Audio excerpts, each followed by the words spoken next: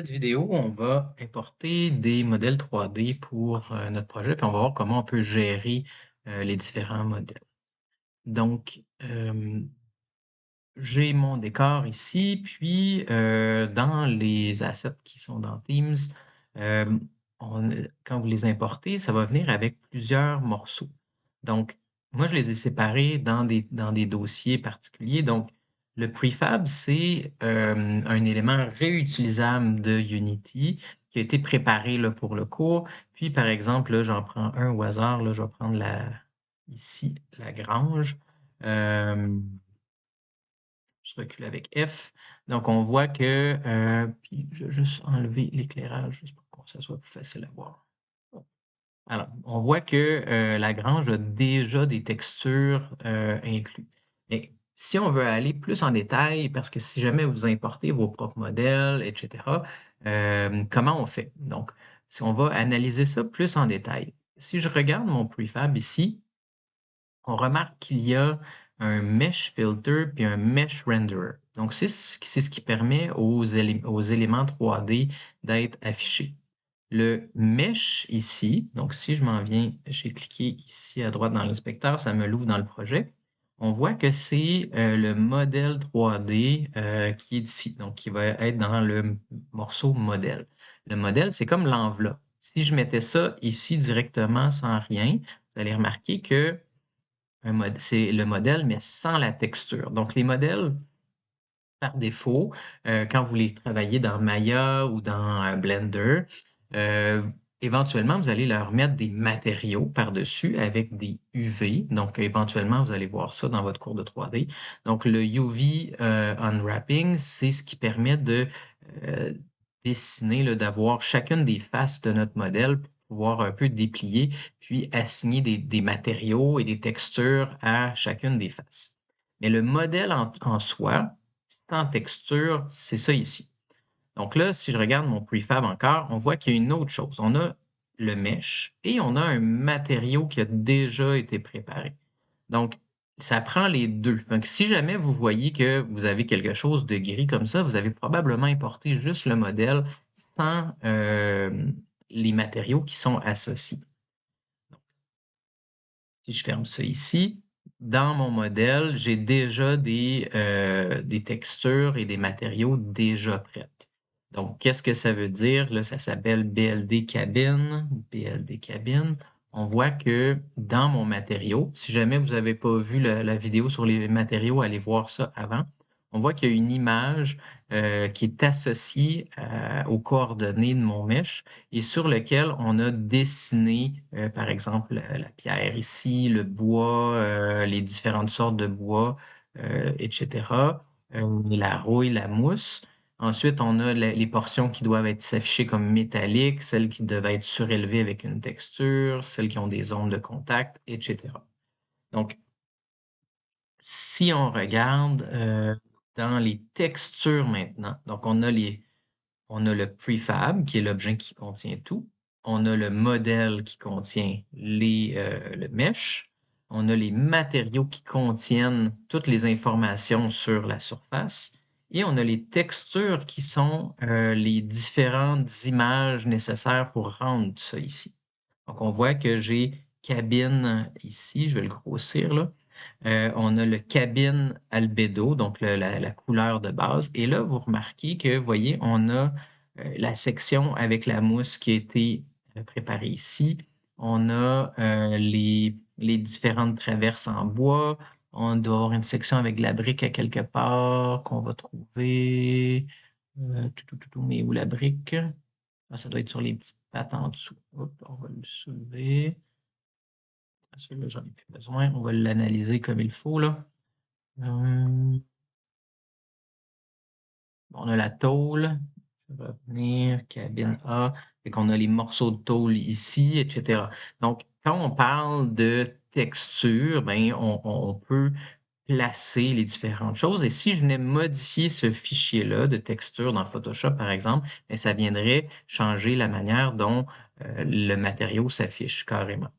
Ensuite, si on regarde au niveau du smoothness, de la spéculaire, ben, à aucun endroit, donc sur les 2 images. Donc il y aura pas de réflexion sur les portions en noir, puis où est-ce que c'est gris et blanc, ben, il va y avoir de la réflexion métallique légère, donc sur la tôle, par exemple, puis c'est une portion en métal. Si on regarde la normale, ben, on regarde les endroits où est-ce que la lumière est censée simuler, une texture sur, l'image. Puis, on a les ombres de contact, donc partout où est-ce que c'est noir, il va y avoir des petites ombres de contact, même si ça il y en a pas réellement à l'intérieur ici. Donc, vous voyez qu'entre les 2, on a l'impression qu'il y a vraiment une fente qui est proche, une craque, mais il y en a pas vraiment. Ça va être un seul plan, c'est la même, les mêmes faces. Donc ça vient simuler des ombres de contact.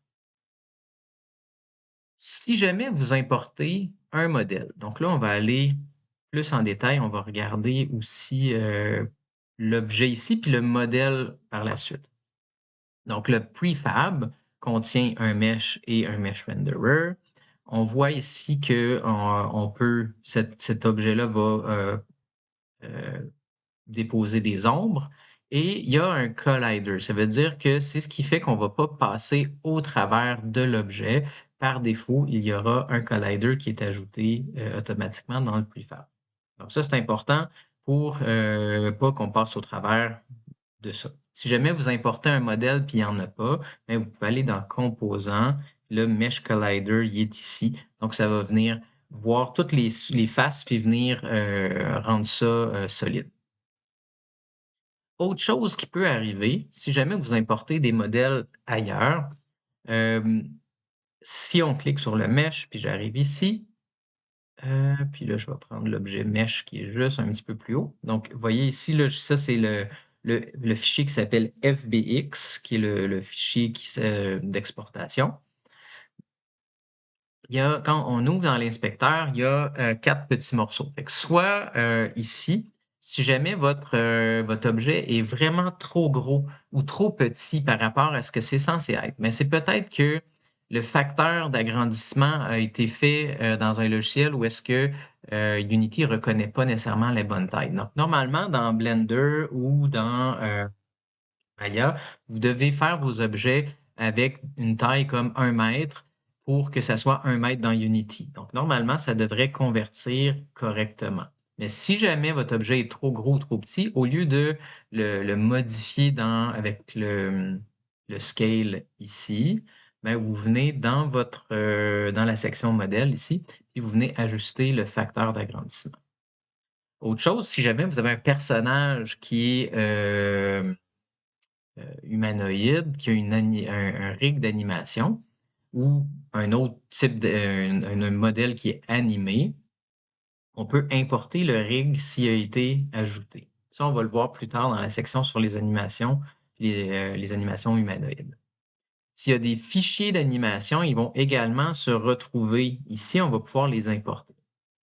Finalement, si vous avez inclus vos matériaux dans Maya ou Blender, euh, vous devez inclure des matériaux qui sont le plus simple possible. Vous ne pouvez pas mettre des shaders complexes. Il faut que ça soit euh, surface dans parce que je vais vous le dire, je ne l'ai pas là, mais les shaders de base, les matériaux de base, que ça soit dans Blender ou Maya. Et là, si jamais vous les avez mis correctement, vous pouvez les importer ici et ça va aller les chercher, ça va les extraire, puis ça va vous les mettre dans ici. Ça se peut que les matériaux, ben, on ait besoin de les réattacher donc, dans un cas comme dans l'autre, si jamais vous n'avez pas le matériau qui a suivi, ben, vous pouvez toujours créer votre matériau, create material, puis on vient glisser ensuite les différentes images associées aux textures de notre objet. Puis après ça, on reglisse la texture dans le Mesh Renderer. Je vais arrêter la vidéo là. Donc, ça fait le tour pour l'importation d'assets. Euh, Si jamais ah oui, dernier point, si jamais vous importez quelque chose et c'est rose, donc votre objet est complètement rose. Fait que par exemple, je viens delete. No, non, c'est pas ça que je voulais faire. Oh, PLD cabine flush. Donc, tout d'un coup, ça ressemble à ça ici. Ben, ça veut dire qu'il y a une erreur au niveau du matériau. Ça veut dire que soit le matériau n'a pas été importé correctement, ou regardez toujours ici là, dans Mesh Renderer Material, ça se peut qu'il vous manque le matériau. Fait que là, ce que j'ai fait, là, j'ai supprimé mon truc. Il faudrait que je recrée cabine comme ça. Je viens le reglisser ici et je vais glisser mes textures sur les bonnes surfaces. Fait que là, je vais aller chercher mes textures ici, ça, euh, la normale avec la normale,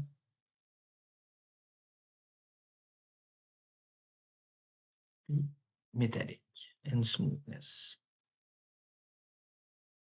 Voilà. Fait que maintenant, j'ai mes différentes surfaces qui ont été ajoutées. Puis là, je me demande, je pense que j'ai pas pris le bon. Titi. Voilà, j'avais pas pris la bonne, j'ai pas importé les bonnes textures. Donc après ça, on peut ajuster si on veut que ça soit plus ou moins métallique.